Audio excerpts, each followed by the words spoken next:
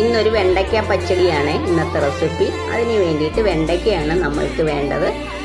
വെണ്ടയ്ക്ക ഇതേ രീതിയിൽ ഒന്ന് കട്ട് ചെയ്തെടുക്കുക. ഒരു പാനിലേക്ക് ഓയിലെടുത്തതിന് ശേഷം വെണ്ടയ്ക്ക ഒന്ന് ഫ്രൈ ആക്കി എടുക്കണം. ഓവറായിട്ട് ഫ്രൈ ആകാൻ പാടില്ല.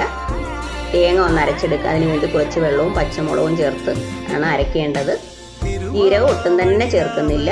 കടുക് ഒന്ന് ചതച്ചെടുക്കണം. കടുക് ഒട്ടും അരയാൻ പാടില്ല. അരഞ്ഞു കഴിഞ്ഞാൽ പച്ചടിയുടെ ടേസ്റ്റ് മാറും.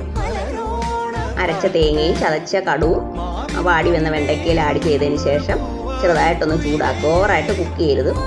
നന്നായിട്ടൊന്ന് തണുത്തതിന് ശേഷം ഇതിലേക്ക് ചെറുതായിട്ടൊന്ന് ഉടച്ചെടുത്ത് തൈര് ചേർക്കേണ്ടതാണ്. അതിനുശേഷം കടുക് വറുത്തെടുക്കുക.